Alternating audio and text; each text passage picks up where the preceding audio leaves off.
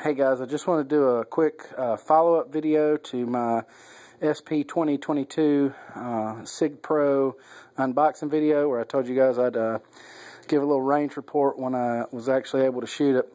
Actually, I've taken it to the range twice now. The first time I took it, I noticed I was shooting a little low with it, and I really couldn't figure out what was going on.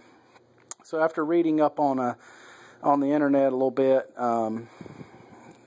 I came to find out that I'm really used to shooting a 1911 and 1911 type guns, and the hold when you're aiming with a 1911,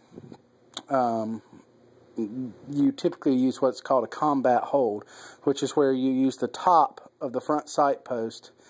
You put that on your target and pull the trigger, and you should be dead on, which, you know, for my guns is usually very good. But with the SP2022, doing that, I didn't, I was shooting low.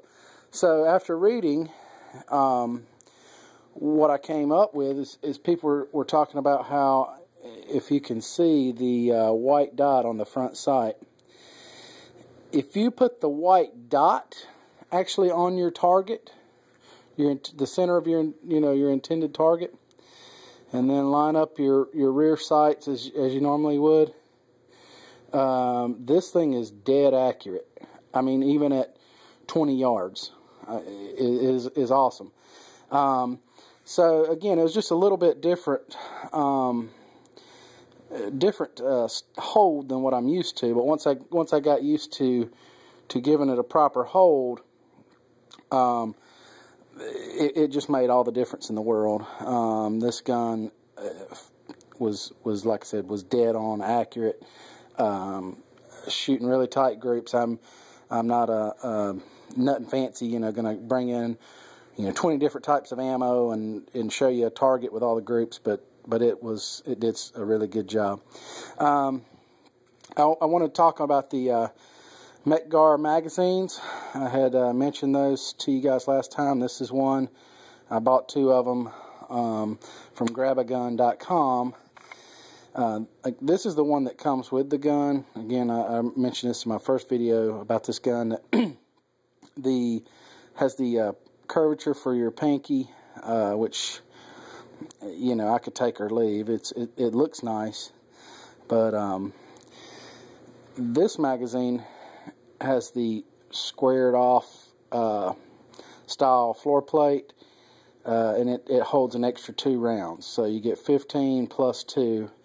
From what I understand, Metgar makes all the Sig magazines, so the quality, it seems fine. I ran probably 150 rounds through this gun, using all 3 magazines today with no jams, no failure to feed, failure to extract, no problem whatsoever.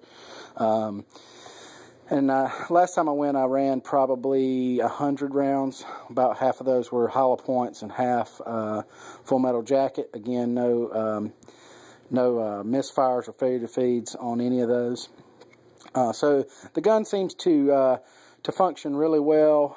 I don't see any problems with it whatsoever. I'm gonna actually, after having put 300 rounds through it now, with no malfunctions, I feel safe enough to carry this gun that I could trust my life to this gun. So next step is going to be to try to find a holster that's gonna work well with the way I like to carry. Typically, the gun I carry is I carry a pocket gun, a Kel-Tec P3AT, in my back pocket with a little wallet type holster.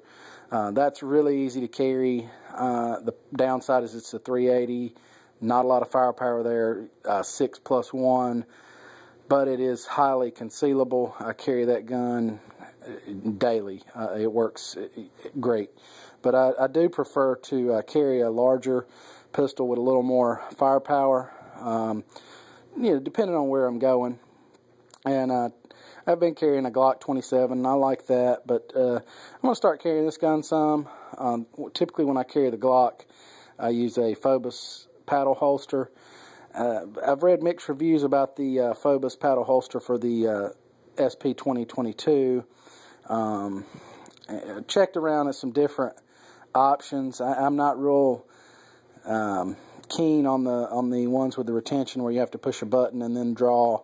So I'm going to be looking around for a holster. So if anybody has any good ideas, I do prefer a paddle holster. But if you've got any, if you have this gun and you have any, if you have a paddle holster for it that works really well for you, please leave a comment and let me know so I can be sure to check it out.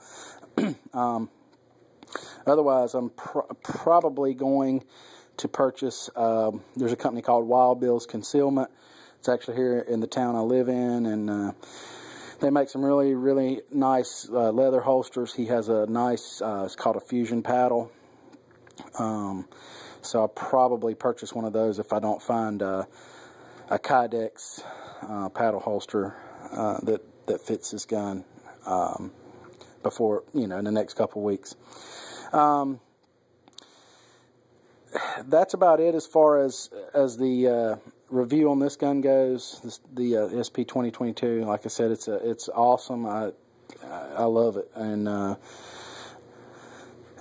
this being my first Sig, I really have fallen in love with Sigs, and I love Glocks. I will probably buy more Glocks in the future. Right now I'm looking at Glock 21 SF, but I'll definitely looking into more Sigs. I did want to let you guys know about what's going on in the gun world right now as far as availability of guns and ammunition. When I was at the range, there's a gun shop there. They had a ton of AR-15s for sale. We're getting more in. Their prices are a little higher than other places. I wouldn't say they're unreasonable, especially if you pay cash, but the AR-15s seem to be, I would say, readily available. If you want one now, you should be able to get one without much trouble. Magazines, I'm still seeing magazines sort of on the short supply, but if you check around, I got these two Met Gars from Grab a Gun. I put in a thing, email me when they come in. 3 or 4 days later, I got an email saying they were in stock, and I ordered them. It was that simple, and I've seen them for sale at other online retailers. It's still a little, you still have to look around a little bit for magazines, but they are starting to come back, availability wise. Ammunition, it still seems to be in somewhat of a short supply. Again, when I was at the range, they had some 9mm ammo. It's from HSM. There was 50 rounds, full metal jacket. They were selling for $28.95 a box with no limit. I personally could not pay that price for full metal jacket 9mm, but they were selling them like hotcakes. There was no limit. I mean, I was standing there. I had to wait probably 30 minutes for a lane, and I watched 5 or 6 different customers buy multiple boxes of that ammo. So again, it's available, but prices are kind of high. Again, I didn't pay that, and I would never pay that unless things were really bad. But on the upside, I did today. Another gun shop is about 30 miles from where I live. It's actually the place where I bought my gun safe. They put on Facebook they got over 500 boxes of 9mm ammo. It was a Federal, American Eagle.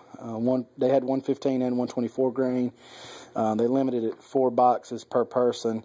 So my wife and I and my father-in-law went, and we each bought our 4 boxes. They were $14.99 a box. So that's normal pricing. I would say maybe $1 or $2 more than what you used to could get that ammo for. So I'm pretty well stocked up on 9mm now. They also had 40 and 45. I bought They were limiting the 40 and 45 to 2 boxes per person.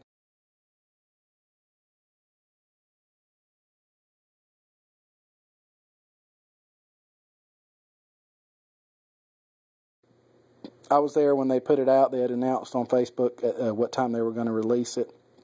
And I was there, 10 minutes or so ahead of that time. There was a pretty good line, but they had plenty for everybody to go around. And it was later in the afternoon before they actually sold out, from what I'm told. So, again, you can find ammo, guns, magazines, but you're going to have to look around.